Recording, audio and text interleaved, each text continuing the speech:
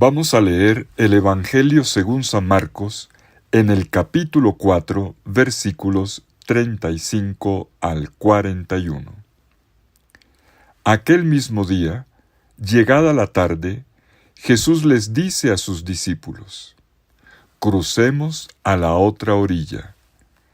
Y despidiendo a la muchedumbre, le llevaron en la barca tal como estaba, y le acompañaban otras barcas.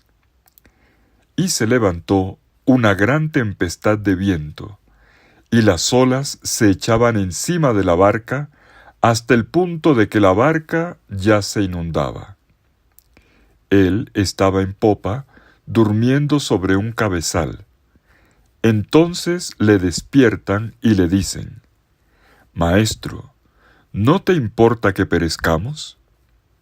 Y puesto en pie, increpó al viento y dijo al mar: «Calla, enmudece». Y se calmó el viento, y sobrevino una gran calma. Entonces les dijo: «¿Por qué tienen miedo? ¿Todavía no tienen fe?». Y se llenaron de gran temor, y se decían unos a otros: «¿Quién es este, que hasta el viento y el mar le obedecen?». Palabra del Señor. Gloria a ti, Señor Jesús. Este pasaje de la tempestad calmada, en la versión de Marcos, lo hemos estudiado ya el año pasado en al menos 2 ocasiones. En esta oportunidad quisiera detenerme en un aspecto en particular. Pero permítame comenzar con algunas anotaciones concretas, sencillas y prácticas para escrutar mejor este precioso pasaje. El episodio de la tempestad calmada, en la versión de Marcos, contiene algunos puntos que lo distinguen de las otras versiones paralelas y también bien conocidas de los evangelios de Mateo y de Lucas. Pero es solo en este pasaje de Marcos, la versión de Marcos, en donde se especifica desde el inicio «en aquel mismo día». Solo en esta versión de Marcos se anota que los discípulos llevaron a Jesús, lo llevaron consigo tal como estaba, y que había otras barcas que iban junto con las de ellos. Y solo Marcos pone en boca de los discípulos la expresión «no te importa». ¿No te importa que perezcamos? Si observamos bien, notaremos que en la versión de Marcos, cuando Jesús despierta, se dirige primero al viento y al mar, y lo silencia, lo calma, y luego se dirige a sus discípulos alterados, para calmarlos también a ellos, confrontándolos con 2 preguntas. Lo digo porque en la versión de Mateo ocurre precisamente lo contrario, en este orden de cosas. Y cuando se narra el final, otra especificidad de Marcos, notamos cómo aparecen 2 términos que pertenecen a la misma esfera semántica y que están traducidas en español con las palabras susto y gran miedo. Mientras que en las versiones de Mateo y de Lucas se habla de miedo y de asombro. Bueno, pero reconstruyamos la escena.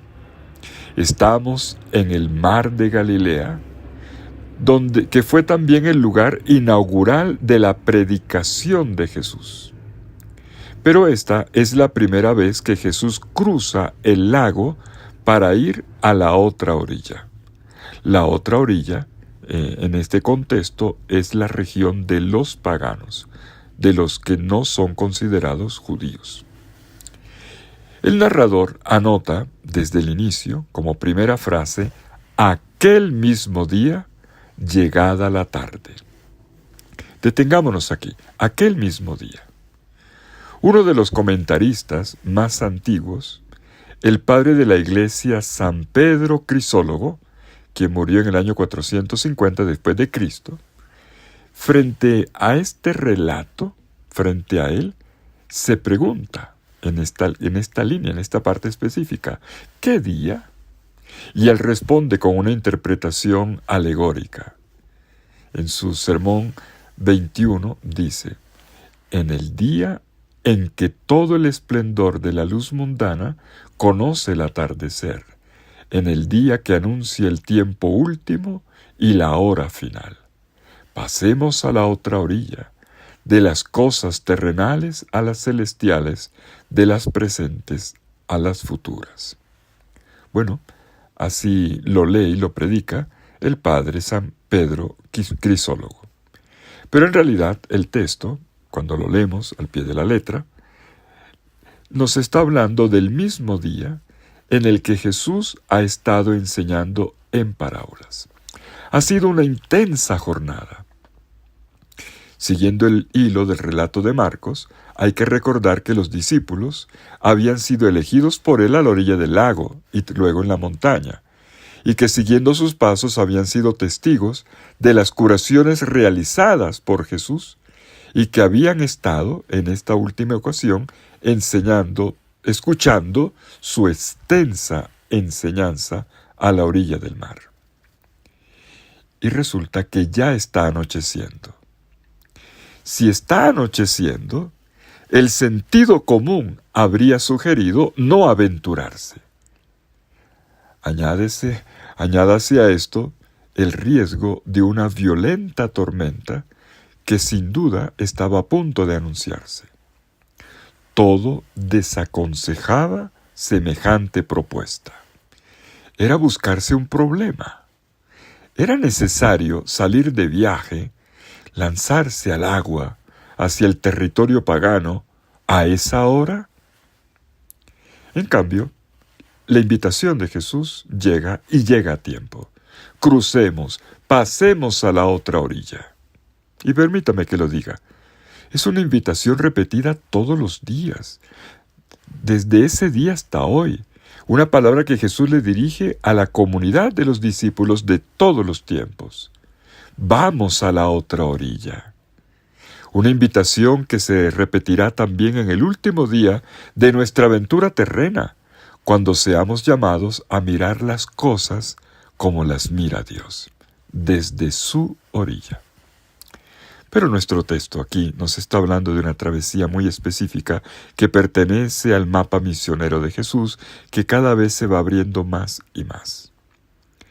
¿Y cómo responden los discípulos a esta invitación? Podemos ver que los discípulos también toman iniciativas.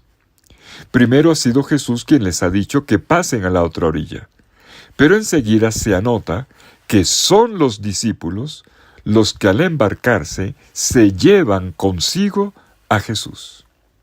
Y llegamos así a la parte central del episodio.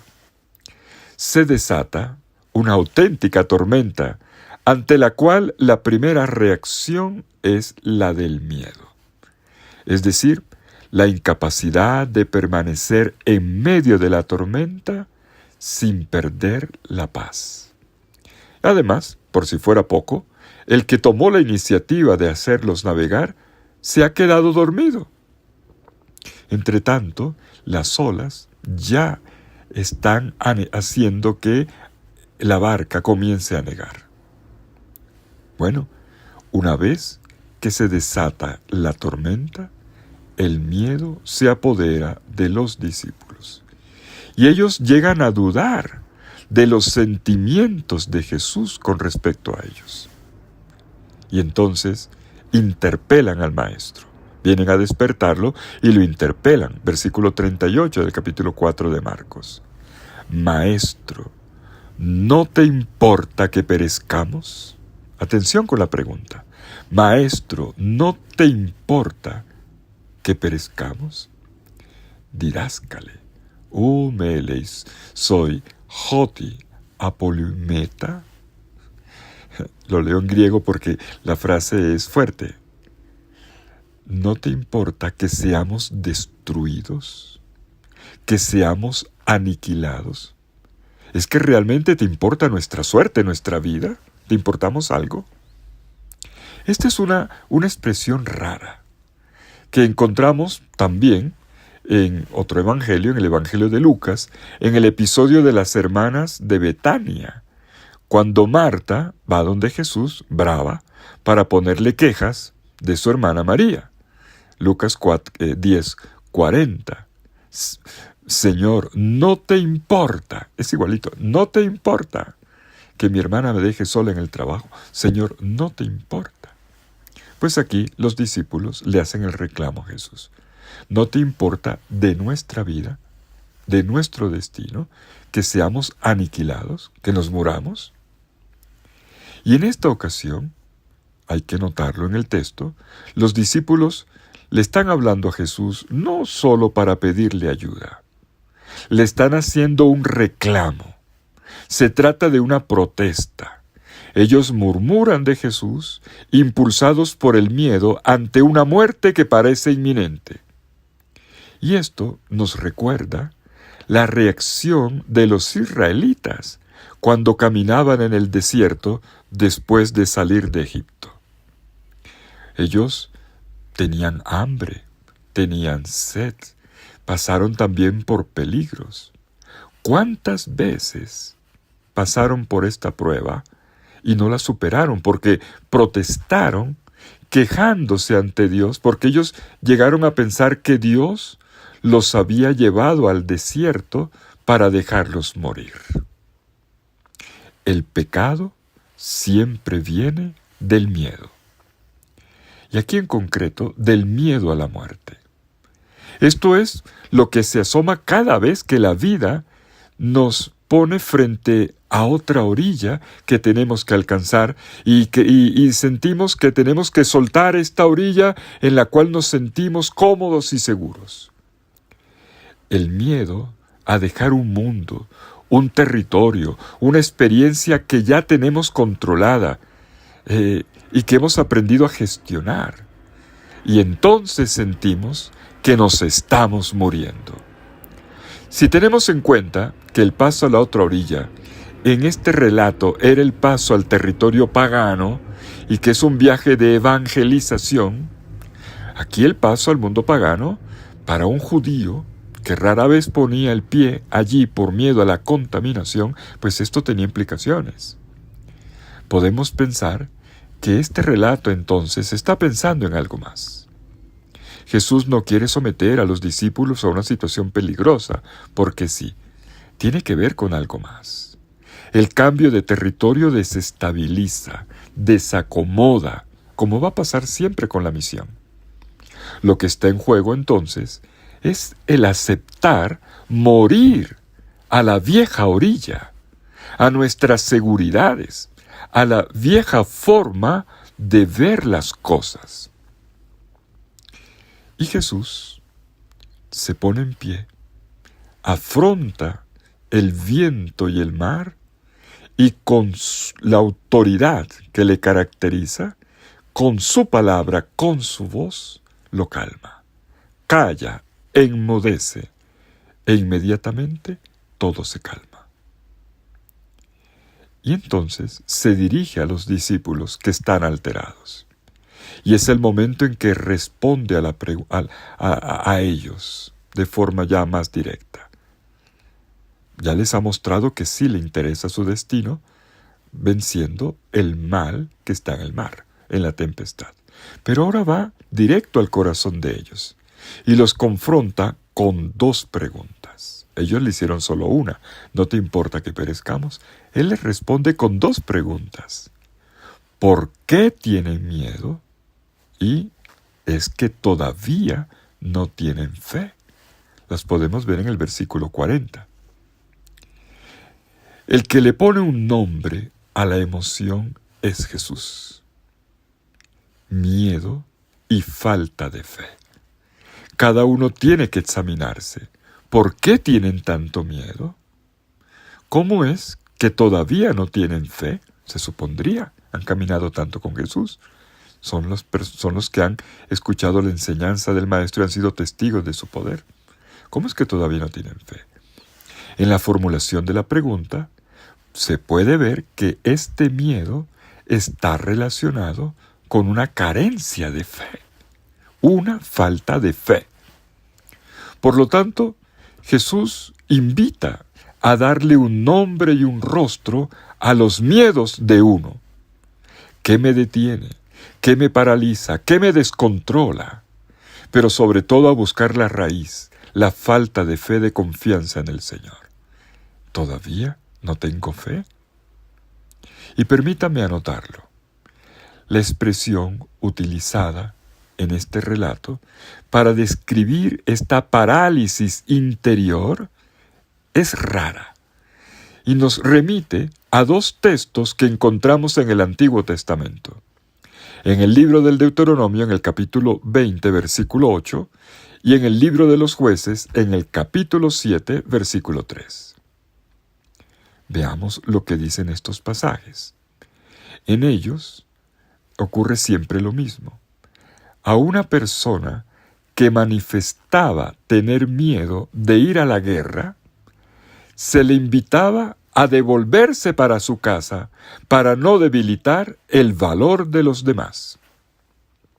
Y dicen los comentaristas judíos que quizás tenía miedo de los pecados cometidos y que temía ser castigado con la muerte en la batalla, y que esto lo ponía en la misma posición de alguien que tenía que completar algo esencial para su vida, como en el caso de un campesino, acabar de plantar una viña, o para un joven que estaba a punto de casarse, pues completar su matrimonio. La pregunta de los discípulos había sido un reclamo. ¿No te importa, didáscale, maestro, no te importa que perezcamos? ¿No te preocupas por nosotros? ¿Es que nuestra vida no te importa? Y sin embargo, está escrito que Dios cuida de todas las cosas. Sabiduría 12:13. Dios cuida de todas las cosas. Entonces, es lo contrario. Todo lo contrario, el Señor está interesado, profundamente interesado en nosotros. Pero esto requiere que purifiquemos nuestras emociones, nuestros miedos que nos paralizan. ¿Desde dónde? Desde la confianza en Él, desde la fe.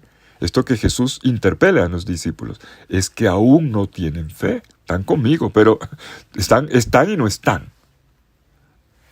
Entonces podemos decir, en este cruce del mar de Galilea, en este ir a la otra orilla, hacia territorios desconocidos, hacia territorios paganos, donde Jesús, como vamos a ver, se va a enfrentar a los demonios, vendrán los gerasenos, a los poderes de la muerte, incluso, como se verá en otro relato más adelante, en el capítulo 6, versículo 48, el caminar de Jesús sobre las aguas tempestuosas para acudir en ayuda de sus discípulos. Todo esto alude a la muerte y resurrección del Señor. Y permítame volver a citar al padre de la Iglesia, San Pedro Crisólogo, esta vez en su sermón número 20. Mientras Cristo dormía en la muerte, está interpretando, él dormía en el almohadón. Mientras Cristo dormía en la muerte, se levantó una violenta tormenta contra la Iglesia. Pero cuando Cristo resucitó de entre los muertos, se le restituyó la paz a la Iglesia, una gran paz. Ahora, concluye San Pedro Crisólogo, ahora, hermanos, debemos ser nosotros los que despertemos a Cristo, que duerme en nosotros, con la voz de la fe. Volvamos a Dios para que Dios vuelva a nosotros. Precioso texto de este padre de la Iglesia. Bueno, y al final, el narrador de Marcos nos dice, ya de forma conclusiva, versículo 41, que los discípulos se llenaron de un gran temor. El término temor, fobeo y phobos, está aquí acentuado, repetido. Fueron presa de un gran temor. El temor es el sentimiento de quien sabe que está en presencia de lo divino, delante de Dios, delante del trascendente, delante del Santo de los Santos. Y es esta presencia del Señor, reconocida, buscada y conservada en nuestro interior, la que puede liberarnos del miedo. Y los discípulos acompañan este temor de una pregunta. Una pregunta que es una apertura ante el misterio de Jesús que se está revelando. ¿Quién es este? ¿Quién es este que hasta el viento y el mar le obedecen? Pues el viento y el mar furiosos nos hablan expresando nuevas visiones de la realidad. Pero el suyo es un lenguaje que no conocemos porque es violento y por lo tanto no sabemos dominarlo, como nos ocurre con todo lo que no conocemos. La furia del viento y del mar nos dice que es con otras herramientas que será posible realizar la travesía. La ansiedad y el miedo no nos llevan a ninguna parte. Solo la voz de Jesús, su palabra, puede vencer el mal. Y vemos entonces cómo los discípulos de esta experiencia sacan la lección. Los discípulos se percatan de una novedad y aprenden. ¿Quién es este? ¿Delante de quién estamos? Bueno, esto ya aquí comienza la apertura de la fe. De a poquito, ¿quién es este? ¿Quién eres tú? ¿Quién eres tú que hasta el viento y el mar se doblegan ante ti? Todas estas fuerzas del mal que nos hacen tanto daño no son más fuertes que tú, y tú las has vencido con tu palabra. Qué diferentes son las cosas cuando es Jesús quien afronta el viento y el mar, este lenguaje del viento y el mar, con su poder. Así como con una orden hizo callar a los demonios, como hemos visto al inicio de este Evangelio de Marcos, también ahora con su voz, con su autoridad, acalla el viento y la tempestad del mar y de toda tempestad, de todo mal.